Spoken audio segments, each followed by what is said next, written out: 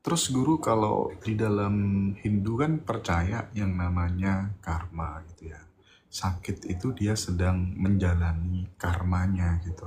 Nah, kalau kemudian terus disembuhkan, bukankah kemudian itu membuat dia karmanya nggak selesai-selesai gitu? Ada yang tanya seperti Ya, itu, ya. gimana guru? Makanya tadi gue katakan, jangan Anda menyembuhnya. Tugas kita tuh ketika ada pasien, kan di guru ini ada, karena kita teohipnosis, jadi basicnya teologi. Oke. Setiap pasien yang datang kita wajib doa pertama. Dalam doa itu pasti guru sisipkan, Tuhan, seandainya waktu dia sembuh sudah datang, sembuhkan malam ini melalui tangan hamba. Tetapi jika waktu dia sembuh belum datang, ringankan sakitnya di tangan hamba. Itu artinya apa? Saya bukan memutus karma orang jika karma dia belum sembuh. Izin guru, keluhan fisik terberat apa yang selama ini mungkin 2-3 case gitu yang sampai kemudian berkesan banget gitu?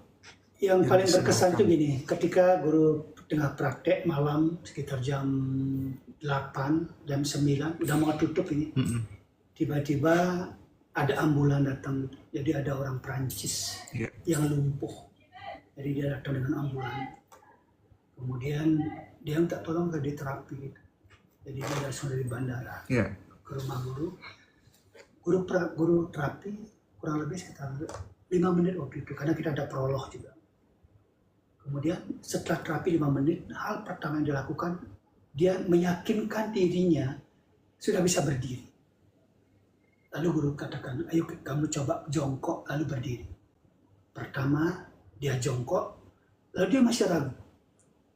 Mungkinkah saya berdiri? Guru katakan, ayo kamu berdiri, kamu bisa. Lalu berdirilah dia. Berikutnya guru suruh, coba kamu jalan. 1 langkah, 2 langkah, 3 langkah. Dan akhirnya dia bisa jalan naik turun tangga. Itu bukan karena guru yang hebat, tapi karena kuasa ilahi menyentuhnya saat itu juga. Saya bertanya, kamu percaya pada kuasa ilahi? Ya, saya percaya pada kekuatan kosmik, katanya. Lalu ketika kamu guru suruh doa, apa yang kamu lakukan?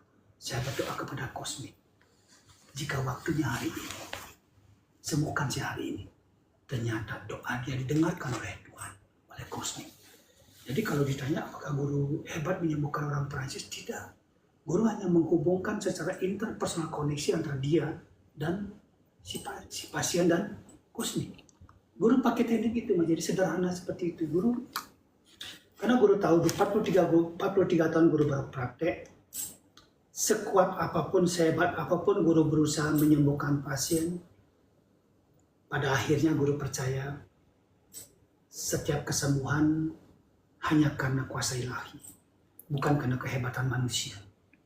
Karena jika Tuhan mengatakan tidak, ilmu Anda tidak ada gunanya.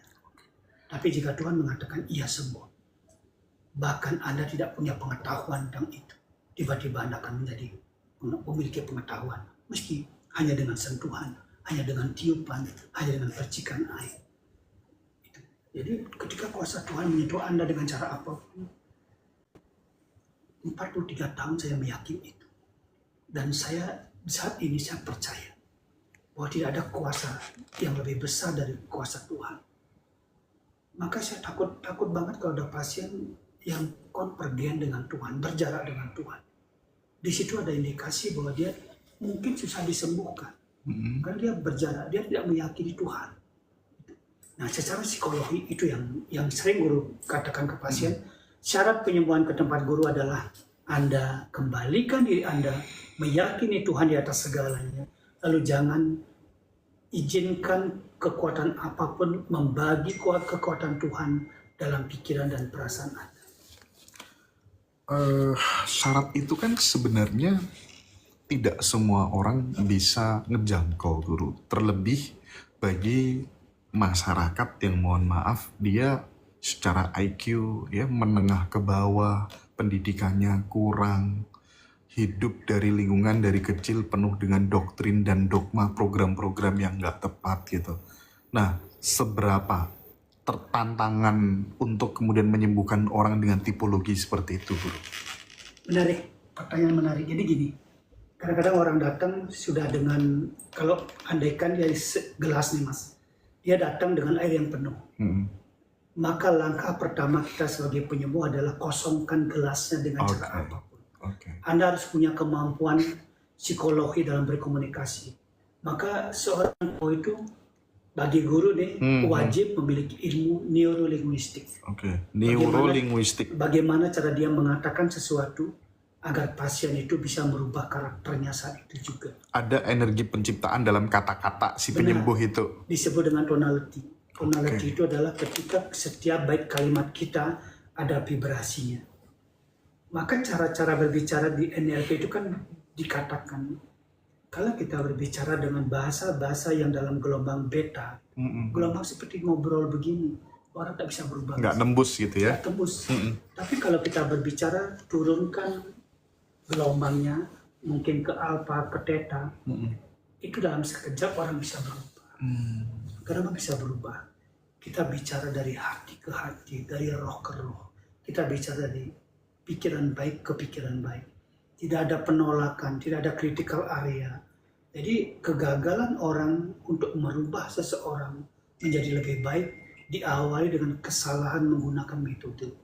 Ketika kita menganggap pasien dengan posisi kita punya modal sosial, modal ekonomi, dan modal budaya, modal simbolik, kita mampu merubah orang. Tidak bisa seperti itu. Dalam sistem penyembuhan kita yang terpenting adalah kemampuan Anda berkomunikasi dengan pasien Anda. Caranya apa? Caranya kenali pasien Anda datang dari mana, seperti Mas tadi bilang. Karena ada yang, maaf nih, pendidikannya tidak tinggi, ada yang pendidikannya terlalu tinggi bahkan gitu. Dan ini dua-duanya susah. Kalau pendidikan terlalu tinggi susah, karena punya ego, si egosentriknya tinggi. Gitu. Kalau yang rendah juga hampir sama. Maka kalau di tantangan terbesar dalam penyembuhan bermetode metafisika itu adalah ketika orang dari awal dah mengunci dirinya, saya tidak mau dengar. Itu butuh waktu lebih lama untuk mencairkan hatinya. Tapi kita kan 43 tahun berpraktek, saya punya apa yang disebut dengan ilmu empirisme. Tidak ada di buku, tidak ada dimanapun, hanya saya yang tahu. Nah, itu kata kunci. Jadi kalau datang orang begini cara ngomongnya, saya sudah hafal betul. 10 tahun pertama saya susah juga mendekati pasien-pasien yang berkarakter seperti itu. Tapi setelah 15 tahun berpraktek, mungkin itulah yang Tuhan izinkan kepada saya ketika saya tiap malam memohon apapun yang bermanfaat dalam hidup saya sebagai seorang pelayan umat, izinkan terjadi. Setiap malam saya berdoa seperti itu. Karena saya tahu tanpa kuasa ilahi, saya bukan siapa-siapa dan bukan apa-apa. Jadi seperti itu. Ilmu empirisme itu kalau di Jawa mungkin ilmu titen gitu mungkin ya. Karena sudah saking hafalnya gitu ya kira-kira ya. Mungkin seperti bengkel Mas. Jadi kalau bengkel dengar suara mesin aja, ini udah luar biasa. Kalau guru juga sama. Jadi begitu pasien datang, saya tadi katakan, begitu pasien datang, buka pintu krek, dia masuk. Begitu lihat matanya, begitu lihat tubuhnya, bahkan begitu cium aroma tubuhnya, cara dia ngomong, saya sudah tahu apa yang harus dilakukan. Dan itu tidak bisa diajarkan guru dosen. Tapi saya tak bisa mengajarkan kepada mahasiswa saya. Karena ada sesuatu yang menyelubungnya. Seperti ada pancamaya kosa, ada kekuatan-kekuatan yang tersembunyi yang seperti sastra, tapi tanpa tulis, tidak bisa terdeteksi oleh orang yang belum berpengalaman di bidang itu.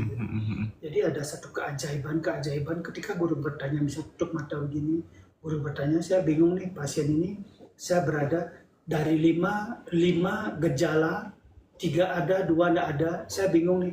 Begitu guru mengatakan bingung, maka intuisi guru mengatakan, guru seperti melihat papan, ada tulisan. Ini jawabannya. Nah, itu katakan guru ilmu empirisme. Karena ilmu itu ada 3, Mas. Yang pertama, ilmu yang bersumber pada kita kuliah, kita di bangku sekolah, itu namanya ilmunya idealisme. Jadi ilmu idealisme ini menghasilkan orang-orang yang bersifat rasionalitas, logika dia. Yang kedua ada ilmu, ini disebut ilmu ilmiah namanya. Yang kedua ada ilmu alamiah. ilmu alamiah inilah yang menghasilkan yang tadi, empirisme. Nah, ketika seorang penyembuh tidak memiliki ilmu yang ketiga, dipastikan dia akan susah menyembuhkan pasien.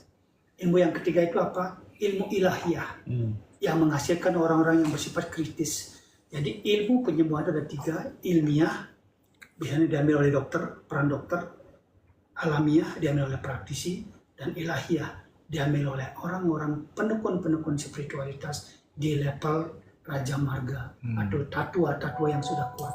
Jadi seperti itu. Oke. Nah, terus guru, kalau di dalam Hindu kan percaya yang namanya karma gitu ya. Sakit itu dia sedang menjalani karmanya gitu. Nah, kalau kemudian terus disembuhkan, bukankah kemudian itu membuat dia karmanya nggak selesai-selesai gitu? Ada yang tanya seperti itu, gimana guru? Makanya tadi guru katakan, jangan Anda menyembuhnya. Tugas kita tuh ketika ada pasien, kan di guru ini ada, karena kita teohipnosis, jadi basicnya teologi. Setiap pasien yang datang kita wajib doa pertama. Dalam doa itu pasti guru sisip, Tuhan, seandainya waktu dia sembuh sudah datang, sembuhkan malam ini melalui tangan hamba. Tetapi jika waktu dia sembuh belum datang, ringankan sakitnya di tangan hamba. Itu artinya apa? Saya bukan memutus karma orang. Jika karma dia belum sembuh, Tuhan mengatakan belum waktunya, saya tidak bisa berbuat apa. Itu jadi di dalam hukum karma itu kan setiap kebaikan akan berbuah kebaikan. Tapi ada satu cara yang kalau orang bicara karma ini bisa kita, istilahnya ada klausulanya. Jika Anda punya karma buruk di masa lalu, detik ini Anda sadar punya karma buruk di masa lalu, perbaiki. Karena di dunia ini tidak ada satu yang sifatnya pasti dan selalu begitu. Dia selalu mengalami hukum perubahan. Maka Heraklitos zaman Yunani sudah menggariskan bahwa perubahan adalah seperti yang abadi di dunia ini. Karma juga sama, Mas. Karma juga bisa dirubah. Caranya apa? Perbaiki mulai detik ini. Maka di masa depan Anda menciptakan karma baik. Jadi karma buruk ditimpa dengan karma baik. Maka semakin banyak karma baik yang Anda lakukan, hidup Anda semakin baik di masa depan. Itu hukum karma gitu. Dan gini Mas, di Bali itu, ini maaf ini metafisik, jika boleh guru mengandaikan gini. Di Bali kita punya 5 keyakinan disebut dengan Pancaselanda. Percaya dengan Tuhan. Percaya dengan yang kedua adalah adanya kelahiran kembali, adanya karma, kemudian percaya adanya apa lagi reinkarnasi sudah, ya seperti ada 5. Kadang-kadang kita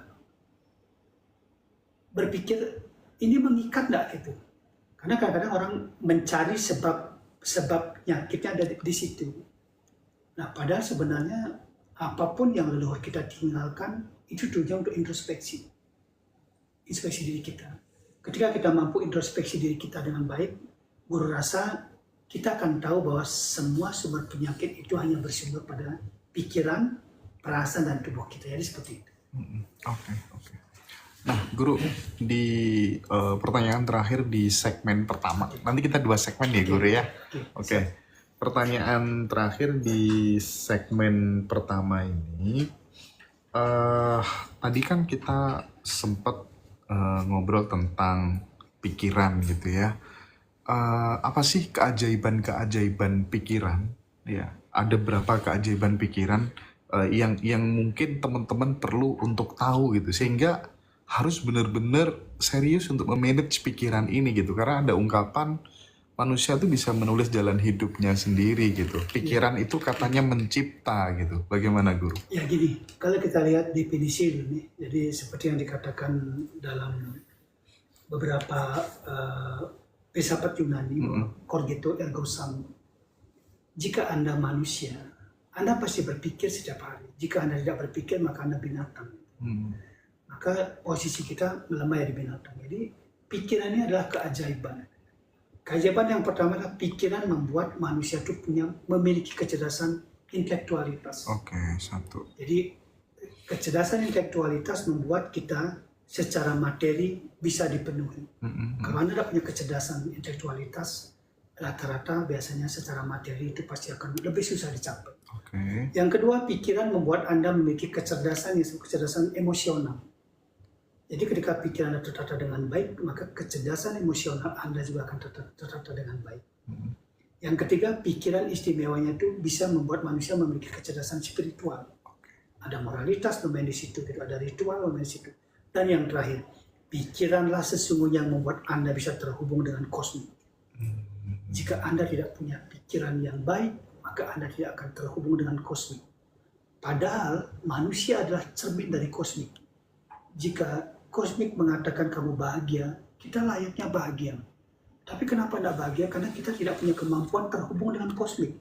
Jadi secara interpersonal koneksi, kita putus dengan kosmik. Maka manusia sebenarnya secara fitrah kan makhluk yang son politikon. Makhluk individu dan makhluk sosial. Ketika dia berperan sebagai makhluk individu, dia hidupnya pasti akan bahagia. Kenapa? Karena sebenarnya kelahiran ini adalah kebahagiaan, bukan penderitaan. Lalu kenapa kelahiran menjadi penderitaan? Karena kita tidak menjalankan fitrah kita sebagai manusia. Apa fitrah kita sebagai manusia? Ketika kita memberi, maka kita pasti menerima. Itu udah hukum. Jadi pikiran adalah sesuatu yang dominan, yang wajib dijaga oleh manusia. Karena dalam kehidupan ini, ada 3 masa yang ditentukan oleh pikiran Anda. Masa lalu Anda muncul dari apa yang Anda pikirkan. Saat ini adalah buah dari apa yang Anda pikirkan. Dan saat nanti dari pikiran macam apa yang engkau saat ini jalankan. Jadi seperti itu. Oke. Nah, Guru, sebelum kita closing di segmen pertama, mungkin bisa sedikit cerita teman-teman yang belajar dari luar negeri yang hanya 5 menit langsung kemudian bisa menjadi healer, seperti apa cerita beliau-beliau di luar negeri, Guru? Banyak praktisi-praktisi luar negeri, teman-teman yang dari India itu ada beberapa belajar dari Singapura, dari negara tetangga, banyak banget, termasuk dari seluruh wilayah Indonesia. Itu dari kota besar ada banyak praktisi-praktisi yang guru telah ajarkan dengan cara simpel. Mereka rata-rata bercerita, mereka awalnya tidak percaya dan tidak meyakini ada ilmu pengetahuan penyembuhan yang bisa diajarkan, bisa dinikmati, dimiliki hanya dalam waktu 5 menit. Itu mereka sudah mengatakan ini tidak mungkin. Bukan berarti mereka mengatakan bohong, tapi tidak mungkin. Kenapa tidak mungkin? Karena dalam sejarah ilmu penyembuhan itu biasanya diajarkan dalam jangka waktu lama. Sedangkan metafisika itu berpikir begini, kalau kita mengajarkan orang menyembuhkan satu penyakit terlalu lama, jangan-jangan nanti begitu orang ini selesai belajar sembuh, lalu dia udah usia tua dan dia mati, ilmunya tidak bisa diaplikasikan. Maka mereka juga berpikir, oh ternyata ilmu penyembuhan itu bukanlah sesuatu yang bersifat susah.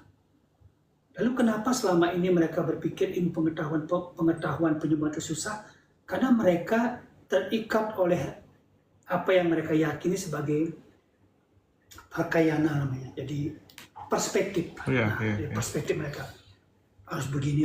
Konsep ya. Jadi secara konseptual mereka memang konsepkan itu susah. Tapi bagi guru gini, karena guru doktor di bidang metafisika, jadi guru selalu berusaha menemukan apa yang dimaksud jalan-jalan dipermudah.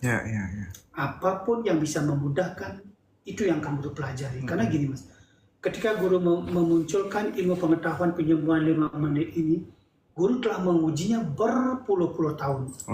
Hampir 10 tahun. Guru coba gagal, guru coret, guru coba gagal, guru coret. Ternyata pada akhirnya guru menemukan, jalan terbaik untuk orang sembuh adalah tidak terletak pada ilmu itu sendiri.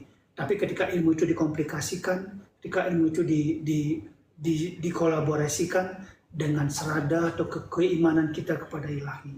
Di situ kata kuncinya. Dan akhirnya mereka percaya. Setelah mereka membuktikan, mereka pulang, mereka praktek. Mereka bahkan ada dari luar negeri sebelum mereka pulang di hotel mereka praktekkan dengan teman-temannya. Dan mereka kaget lihat hasilnya. Ternyata tidak ada yang susah di dunia ini. Kalau kita percaya pada kuasa ilahi. Dan sahabat-sahabat semua yang mau belajar kepada Guru Mangku Hipno, Dr. Guru Mangku Hipno, atau yang mau konsultasi gitu ya, Silahkan nanti IG-nya apa guru namanya? Nanti buka aja IG, lalu cari Guru Mangku Hipno. Facebooknya juga begitu, Guru Mangku Hipno. Di situ ada banyak pembelajaran. Oke. Mungkin dengan melihat itu aja Anda sudah bisa menyembuhkan Iya, sebenarnya. iya. Yang penting kuasa ilahi Anda percaya banget pada Tuhan, maka kuasa itu akan datang ke Anda. Oke.